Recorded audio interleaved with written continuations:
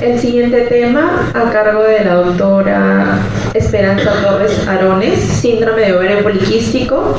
La doctora, médico asistente del Servicio de Ginecología especializada en el Hospital Nacional Edgardo Reverdiati Martins, Salud, Fellowship en el Centro Nacional de Endometriosis, Clínica Marzoni, Avellino, Italia, postgraduada del curso de especialización en endometriosis y mínimamente invasiva ginecológicamente, UNICID, Sao Paulo, miembro de la Asociación Americana de Laparoscopía Ginecológica, SFOG, y la Sociedad Peruana de Endoscopía Ginecológica, miembro titular y secretaria de filiales de la Sociedad Peruana de Obstetricia y Ginecología. Fuertes aplausos, por favor.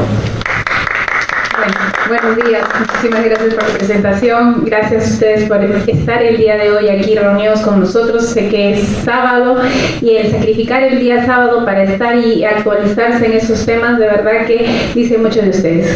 Bueno, vamos a comenzar el tema que me han encargado, el síndrome de ovario poliquístico. Este es el contenido que vamos a discutir el día de hoy. Vamos a definir el síndrome de ovario poliquístico, revisar la fisiopatología, los criterios diagnósticos, cuáles son las comorbilidades asociadas y discutir las opciones de tratamiento. Vamos a comenzar diciendo que el síndrome de ovario poliquístico es un problema de salud pública y afecta alrededor del 10% de las mujeres en edad reproductiva. Y las pacientes que padecen esta patología presentan alteraciones dermatológicas, reproductivas, metabólicas y psicológicas. Entonces, nuestro abordaje también va a tener que ser en todas estas esferas. Recordando que este síndrome ya se describió desde incluso antes de Cristo, de 480 antes de Cristo, por Hipócrates, como describía a las mujeres con menstruaciones de menos de 3 días, robustas y con apariencia masculina, que no se preocupaban en quedar embarazadas porque tenían cierta dificultad para el embarazo. En 1935, Sten y Leventhal describen la triada clásica del síndrome de ovario poliquístico como amenorrea, hirsutismo y ovarios poliquísticos. Vamos a ver que la fisiopatología de esta enfermedad es multifactorial y va a implicar muchos factores genéticos, ambientales, metabólicos, y la resistencia a la insulina va a jugar un papel crucial en el desarrollo de esta patología. Vamos a acordarnos un poco de cómo es que funciona el ovario y el eje hipotálamo hipoficiario. Recordamos que el folículo está formado por el óvulo y está rodeado por células que son células de la granulosa y células más externas que son las células de la teca. El eje hipotálamo hipoficiario está manifestado por la presencia del gen RH a nivel del hipotálamo, que estimula a la hipófisis para la producción del LH y el FSH. Estas hormonas LH y FSH tienen su función en cada una de estas células de los folículos. El LH estimula a las células de la teca, mientras que el FSH estimula a las células de la granulosa. ¿Y qué es lo que hacen? Al estimular el LH en las células de la teca, lo que hacen es transformar el colesterol a través de esta enzima en androstenediona. Una vez en la célula de la granulosa, por el estímulo del FSH, esta androstenediona va a transformarse en estrona y la estrona en estradiol, y esto va a tener un ciclo positivo, un feedback positivo a nivel del hipotálamo y de la hipófisis, y se forma nuevamente esta cadena. Entonces, ¿qué es lo que pasa en el síndrome de ovario poliquístico? En el síndrome de ovario poliquístico existe una alteración a nivel del hipotálamo con los pulsos de secreción del gen RH. Esta frecuencia de los pulsos se ve aumentada, lo que hace que se aumente la producción del LH y se disminuya la producción del FSH. Esto nos lleva al camino de que se produce más androstenediona y se inhibe la producción o la transformación de androstenediona en estrona y en estradiol. Es decir, estas pacientes que tienen la alteración del ovario poliquístico van a tener un hiperandrogenismo que nos va a llevar también a una disminución del crecimiento de los folículos en el ovario, llevándonos a una disfunción ovárica. Entonces, tenemos este camino. El aumento de la pulsatilidad a nivel del hipotálamo va a aumentar la producción de GnRH, que nos va a producir una alteración en la producción del LH y una disminución del FSH, lo que va a originar un exceso de andrógenos. Esto a nivel del eje hipotálamo hipoficiario. Pero como les decía, la insulina también tiene mucho que ver. Las pacientes que tienen resistencia a insulina y que tienen hiperinsulinemia, también va a verse afectada las enzimas androgénicas, va a haber más estímulo de producción de andrógenos y también tiene otro mecanismo. La insulina disminuye la producción de la hormona ligadora de hormonas sexuales a nivel hepático. Esto hace que los andrógenos se encuentren en mayor cantidad libres en la sangre y las pacientes presenten mayor cantidad de andrógeno circulante. Por otro lado, estos andrógenos que están libres en la sangre a nivel de los lípidos del tejido adiposo, por la presencia de la enzima aromatasa, se va a transformar en estrona. Es decir, por vía periférica, el estrógeno excesivo que se produce en estos pacientes se va a transformar a estrona. Sabemos que la estrona es una forma de estrógeno que tiene una actividad débil. Sin embargo, si tenemos una paciente que produce demasiada estrona, también va a tener un efecto hormonal que va principalmente a nivel del endometrio. Volvamos entonces a esto. Tenemos el exceso de andrógenos en las pacientes. Esto a nivel ovárico lo que nos va a producir es una disminución del crecimiento de los folículos, lo que va a producir el arresto de la etapa del folículo antral. El exceso de andrógenos nos va a producir también en las pacientes toda la sintomatología de aumento de acné, hirsutismo, alopecia, y esto puede llevar a una depresión comórbida en estas pacientes. También el exceso de andrógenos por sí mismo puede llevar a esta depresión. Cuando ya hay el exceso de andrógenos, hay el arresto, o sea, ya los folículos no crecen y nos llevan a periodos de anovulación y también a la presencia de los ovarios morfológicamente poliquísticos. Cuando no tenemos ovulación, no hay formación de cuerpo lúteo, entonces no hay liberación de progesterona o la cantidad de progesterona es menos, y lo que hace que, teniendo nosotros los estrógenos circulantes por el mecanismo que habíamos visto anteriormente de la producción de la estrona, hace que haya estrógeno sin oposición que actúa a nivel del crecimiento endometrial, que nos puede producir sangrados anovulatorios con ciclos menstruales irregulares y el riesgo de que estas pacientes puedan presentar este crecimiento anormal del endometrio con el riesgo del cáncer endometrial. Entonces, como estamos viendo, la patogénesis del síndrome de ovario poliquístico es compleja. Tienen muchos factores involucrados, factores genéticos, factores ambientales, factores que tienen que ver con la dieta, factores del eje hipotálamo, y en realidad no está completamente dilucidada cuál es su fisiopatología. Y el diagnóstico se debe basar principalmente en identificar las características del síndrome después de la exclusión de otros síndromes conocidos de hiperandrogenismo. Es por eso que vamos a hablar sobre los criterios que nos van a llevar al diagnóstico de este síndrome ovario poliquístico. Lo más utilizado y lo que siempre recordamos son los criterios de Rotterdam, que son los que nos requieren la presencia de al menos 2 de estas 3 características. Como habíamos visto, hay una irregularidad con la ovulación, o sea, una oligo o anovulación, signos de hiperandrogenismo que puede ser clínico o bioquímico, y la morfología de ovarios poliquísticos. Esto es lo que generalmente hemos estado o siempre hemos manejado. Sin embargo, en el año pasado, en el 2023, se publicó esta guía. Es la guía internacional sobre el manejo de síndrome de ovario poliquístico, en el cual participaron muchas sociedades a nivel internacional y publicaron este screening o este algoritmo para el screening del diagnóstico de ovario poliquístico. Y lo que nos dice esta guía es que el primer paso para diagnosticar ovario poliquístico es primero tener la presencia de ciclos irregulares más la clínica de hiperandrogenismo. Con estos 2 criterios nosotros podemos sospechar de la presencia de síndrome ovario poliquístico y descartamos que no haya otra causa del síndrome ovario poliquístico para hacer el diagnóstico de este. ¿Cuáles podrían ser las otras causas de hiperandrogenismo? el síndrome de Cushing, tumores adrenales, hipogonadotropismo higanotrófico, y para descartarlas tenemos que hacer los exámenes de TSH, prolactina, progesterona, FSH y LH también para descartar otras causas. Pero si nosotros tenemos ciclos menstruales irregulares e hiperandrogenismo, podemos hacer un diagnóstico de síndrome ovario poliquístico.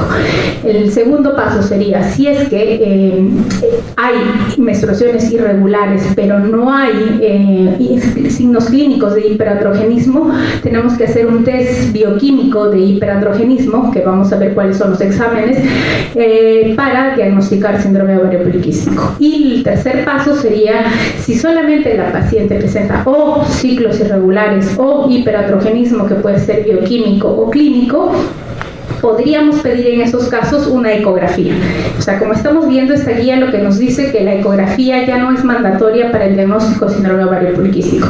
Solamente si nos queda la duda, podemos hacer la ecografía para descartar síndrome ovario poliquístico con las características morfológicas que ya les voy a describir más adelante. Otra alternativa es dosar la hormona antimülleriana también para descartar el síndrome ovario poliquístico. Y algo que nos trae esta guía y que es bastante enfática es que la ecografía no se utiliza para adolescentes. Ni la ecografía ni la hormona antimülleriana están indicadas para considerar el síndrome de ovario poliquístico en adolescentes. En las adolescentes que tienen las características que hemos dicho, podemos considerar el riesgo de ovario poliquístico y reevaluarlas más tarde. Es decir, que ya no podemos diagnosticar a pacientes adolescentes con síndrome de ovario poliquístico teniendo la ecografía solamente. Esta guía también nos describe qué quiere decir con ciclos irregulares. Nos dice que el primer año después de la menarquia se puede considerar ciclos irregulares como normal, porque son parte de la transición puberal. Entre 1 y 3 años después de la menarquia se considera ciclos irregulares cuando los ciclos duran menos de 21 días o más de 45 días.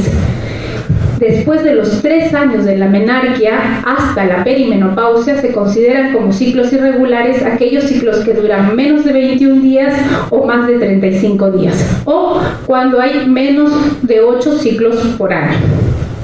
Y también nos considera que la menorrea primaria es aquella que no se presenta la menstruación hasta los 15 años o 3 años después de la telarquia. Con respecto a cuáles son los signos clínicos de hiperandrogenismo, primero clínicamente el acné, la alopecia femenina difusa y el hirsutismo.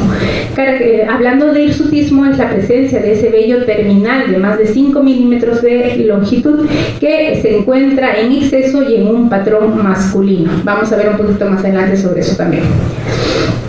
Hablando del acné, sabemos que el acné es bastante común entre los adolescentes y podrían confundirnos con el diagnóstico. Entonces, ¿cuál es el acné que se tiene que tener en cuenta para este diagnóstico? Es el acné severo. Y bueno, en realidad exactamente cuál es el acné que nos va a hacer sospechar podría ser aquellos que se encuentran en mayor número de lesiones comedogénicas, que son resistentes a los tratamientos médicos y aquellos que causan cicatrices. Con respecto al hirsutismo, tenemos que utilizar esta escala, la escala de Ferryman-Gallwey, que nos indica la presencia de este vello en diferentes áreas corporales. Son 9 las áreas corporales que se utilizan: el labio superior, el mentón, la parte superior del pecho, la parte superior del abdomen, la parte superior de la espalda también, la parte inferior de la espalda, los brazos y el muslo. Entonces, podemos categorizar aquí, de acuerdo a la presencia del vello, cuál es la escala que tiene la paciente, considerándose que se habla de hirsutismo cuando se encuentra un puntaje más de 8.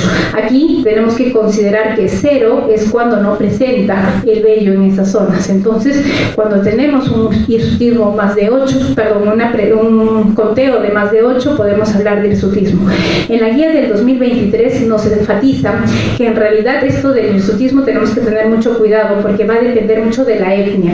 Por ejemplo, pacientes japonesas o chinas tienen muy poco vello o no tienen vello, mientras que las pacientes o las mujeres musulmanas, por ejemplo, tienen bastante vello, y eso es por su etnia, ¿no es cierto? Entonces va a depender mucho también de qué grupo de pacientes estamos hablando.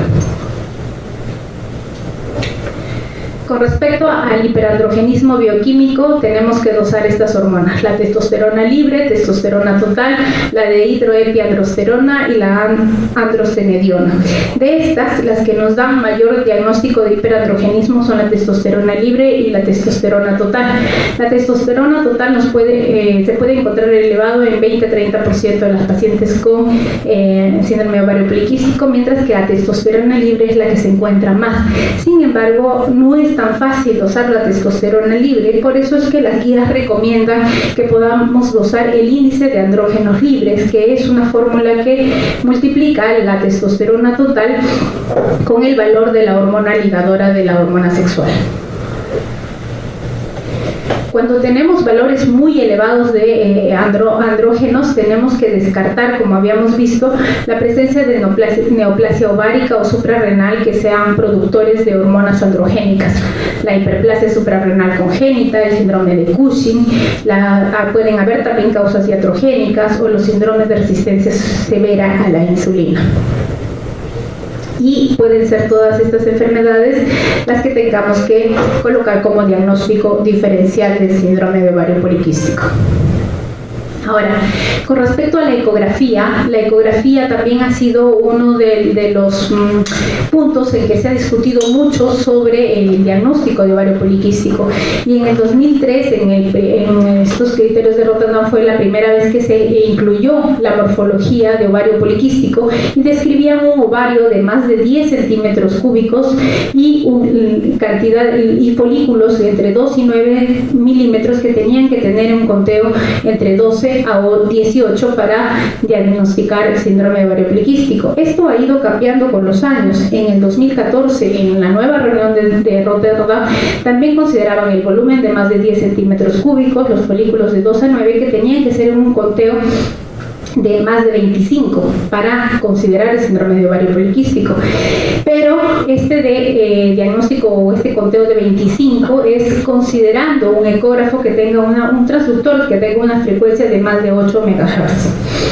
Y en esta guía del 2023 lo que nos dicen es que se debe contar para el diagnóstico más de 20 folículos antrales, también con una frecuencia de más de 8 MHz. Tenemos que tener en cuenta que estos folículos antrales tienen que medir entre 2 y 9 milímetros.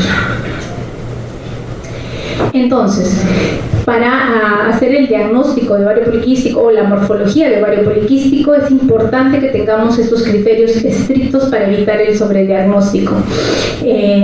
Cuando tenemos pacientes que tienen la clínica de hiperandrogenismo y la disfunción anovulatoria, la ecografía ya no es necesaria para diagnosticar un síndrome de ovario poliquístico. Las morfologías de ovario poliquístico se van a detectar mejor con una ecografía transvaginal.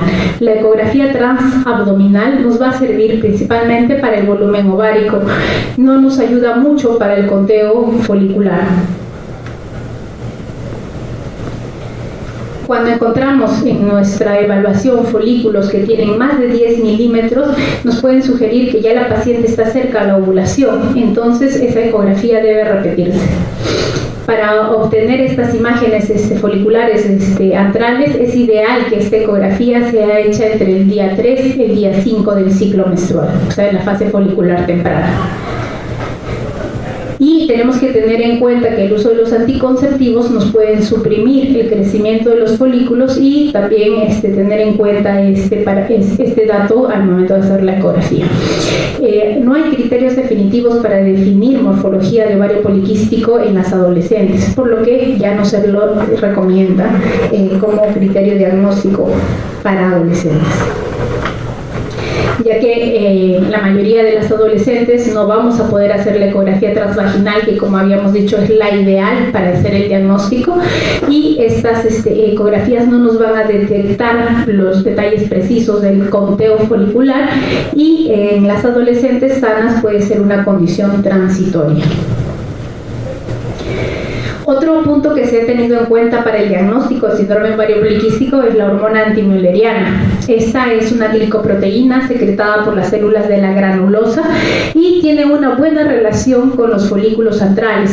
Se ha relacionado que estos folículos ováricos es un marcador de la reserva ovárica y se ha visto también que en las pacientes que tienen síndrome ovario poliquístico tienen niveles elevados y se podría relacionar con la morfología de ovario poliquísticos. Hablamos de valores elevados cuando la hormona antimülleriana se encuentra en valores de más de 5.5 o de 6.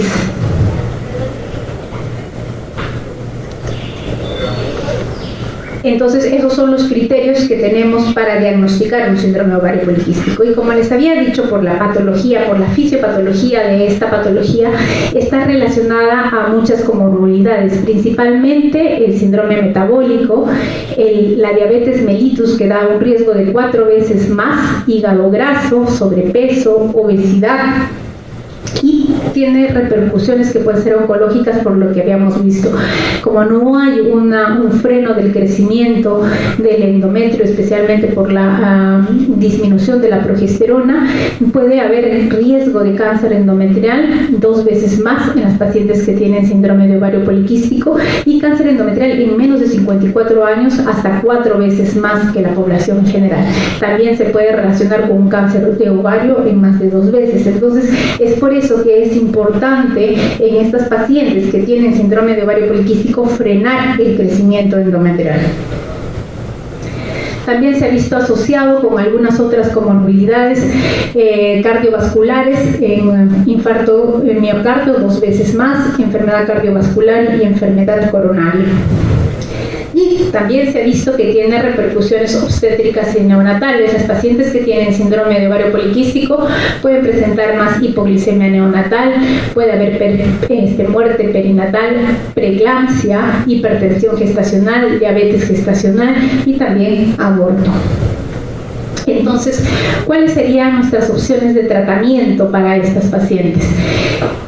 Lo principal es que debe incluir cambios en estilo de vida, dieta y ejercicio, medicamentos como los anticonceptivos, otros medicamentos orales como la metformina y los antiandrógenos, y cuando está comprometida la fertilidad también se pueden hacer estimuladores de la ovulación. Entonces vamos a desarrollar esto. Lo primero que tenemos que tener en cuenta para un tratamiento de síndrome ovario poliquístico es que modificar hábitos y estilos de vida es la piedra angular del tratamiento. Todas las pacientes que tienen síndrome ovario poliquístico es lo primero por lo que tenemos que comenzar. Y luego podemos aplicar un tratamiento farmacológico que tiene que estar dirigido a las alteraciones por las cuales la paciente consulta, que pueden ser los trastornos menstruales, la infertilidad o de repente el hiperandrogenismo. Entonces, como les decía, los cambios de estilo de vida que tienen que ver con la dieta y con la actividad física, estas pacientes tienen que bajar de 5 a 10% de peso, déficit de calorías en su dieta y una dieta con índice glicémico bajo. Se les debe recomendar una actividad física de 150 minutos por semana el primer mes y luego de 90 minutos por semana como mantenimiento, en una actividad física de moderada a alta intensidad. Cuando las pacientes nos visitan por trastornos sexuales, el tratamiento de trastornos menstruales, la primera línea de tratamiento son los anticonceptivos. Estos anticonceptivos tienen de preferencia que sean los combinados, que podamos elegir aquellos progestágenos que tienen un efecto antiandrogénico. También se pueden utilizar metformina, la ciproterona, que es un antiandrogénico, o la drosperidona como antiandrogénico. También la otra alternativa es utilizar solamente progestágeno en la segunda fase del ciclo para disminuir ese crecimiento o esa producción de estrógeno sin el equilibrio de la progesterona.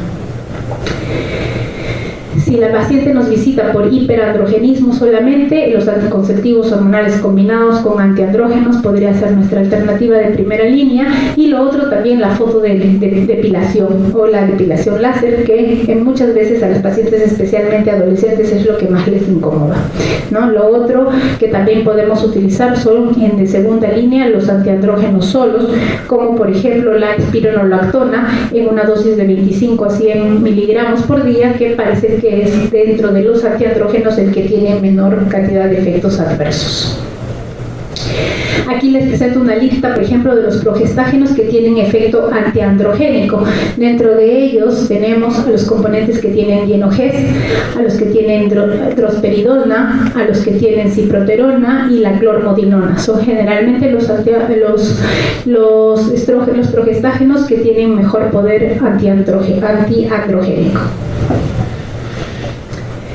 Las pacientes que tienen hiperinsulinemia, se ha visto que la metformina nos puede ayudar mucho porque además de tener el efecto de disminuir la insulina, tiene un efecto de reducir la secreción de andrógenos a nivel del ovario y de las suprarrenales, reduce la secreción pituitaria de LH y aumenta los niveles de la hormona ligadora de las hormonas sexuales o de la proteína ligadora de las hormonas sexuales.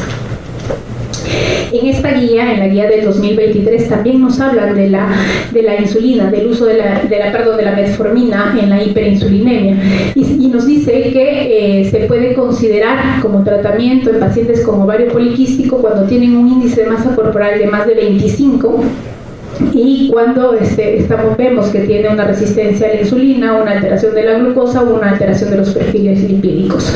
Esto como una indicación con alta potencia. Mientras también nos dice que la metformina sola podría considerarse en pacientes adolescentes que tienen riesgo de ovario poliquístico para la regulación del ciclo. Sin embargo, reconocen que esto tiene evidencia limitada. Lo mismo también nos dicen que también se puede utilizar en pacientes que no tienen obesidad, pero también esto tiene evidencia limitada, ¿no? Entonces, en los casos en los que podría ayudarnos la insulina en pacientes que tienen ovario poliquístico es en aquellas que tienen un índice de masa corporal de más de 25 y alguna alteración en la insulina, en la glucosa o los lípidos. En el caso de la paciente tenga infertilidad, el tratamiento de primera línea sigue siendo los cambios en estilo de vida. Y como segunda línea podemos utilizar los medicamentos que nos ayudan a la ovulación como gonadotróficas exógenas, o también se puede utilizar la perforación ovárica laparoscópica. Esta en realidad es una técnica que ya se utiliza muy poco porque los medicamentos nos pueden ayudar mucho, pero en caso de aquellas pacientes que sean muy resistentes o que tengan alguna contraindicación para el tratamiento médico, podría utilizarse como una alternativa, es decir, hacer los orificios por vía laparoscópica hacia el ovario para ayudar a la ovulación. Y bueno, como tercera línea, la fertilización in vitro. Dentro de los inductores de la ovulación, hasta hace muy poco utilizábamos mucho el clomifeno. Sin embargo, en las últimas guías nos dicen que es el letrozol el que tenemos que utilizar como primera línea, porque el letrozol es un inhibidor de la aromatasa y es el método primario para la inducción farmacológica en pacientes con ovario poliquístico. Con una dosis inicial de 2.5 se puede llegar hasta 7.5 miligramos por día, dependiendo de la respuesta que tenga la paciente en cada ciclo. Y se debe iniciar el día 3, 4 y 5 del ciclo. El clomifeno todavía se puede utilizar en pacientes con ovario poliquístico, pero ya no es el de primera elección. Y bueno, como hemos visto hasta ahora, sí, el clomifeno puede ayudar a que se aumenten las tasas de ovulación. Otro punto que es muy importante en las pacientes que tienen síndrome de ovario poliquístico es la evaluación psicológica, porque se ha visto que la mayoría de pacientes tienen frustración, ansiedad, tanto por la infertilidad, por el aumento de peso, los signos de androgenismo como el vello corporal, el acné, que pueden producir en estas pacientes depresión, trastornos de ansiedad y trastornos de conducta alimentaria. Es por eso que sí es importante que las pacientes que sufren de esta patología tengan una evaluación rutinaria por psicología, y dependiendo de la intensidad de los síntomas, tal vez la evaluación por un psiquiatra. Bueno, ya vamos a terminar. Como conclusiones, el síndrome de ovario poliquístico es una entidad que afecta el bienestar y la calidad de vida de las mujeres. La etiopatogenia, como hemos visto, es multifactorial y existe una variación de fenotipo y síntomas expresados por las pacientes. El diagnóstico en la adolescencia es desafiante por la superposición de los eventos fisiológicos y tenemos que tener mucho cuidado de diagnosticar a un adolescente con ovario poliquístico. Lo que nos dice la guía del 2023 es que estas pacientes ya no se las diagnostica como síndrome de ovario poliquístico, sino como un paciente con riesgo de tener síndrome de ovario poliquístico y que se la tiene que evaluar después cuando ya llega a la madurez. El tratamiento individualizado según los motivos de consulta, como hemos visto, y las necesidades de la paciente se debe incluir la evaluación rutinaria por salud mental, se deben identificar los riesgos y dar un adecuado manejo multidisciplinario para prevenir las repercusiones a largo plazo que hemos visto en estas pacientes. Bueno, eso es lo que les traía hasta hoy. Muchas gracias. No sé si tienen alguna pregunta. Gracias, doctora. Veamos las preguntas. Para pacientes que son obesos con síndrome de ovario poliquístico, ya diagnosticados, tienen sintomatología, es necesario dar anticonceptivos, hormonas. Se entiende que en algunas hace un efecto rebote, que se incrementa de nuevo el sobrepeso. ¿Cómo es el tratamiento médico? Como hemos visto, la primera línea de tratamiento en las pacientes que tienen síndrome de ovario poliquístico, especialmente aquellas que tienen obesidad, es los cambios de estilo de vida, ¿no? Estas pacientes tienen que tener una dieta adecuada, específica, hipoglicémica, y hacer ejercicios también, que es la primera línea que lo mandan todas las guías. Incluso la guía de 2023 enfatiza mucho en esto, en que esta es la primera línea de tratamiento. Y segundo, que sí, si sus síntomas son principalmente los síntomas de alteraciones, de trastornos de la menstruación, es importante darles los anticonceptivos. ¿Por qué? Porque el principal problema que tenemos con las pacientes con síndrome de ovario poliquístico es lo que nos puede producir a futuro, que es el crecimiento excesivo del endometrio y el riesgo de cáncer endometrial. Entonces tenemos que limitar o controlar ese crecimiento de endometrio.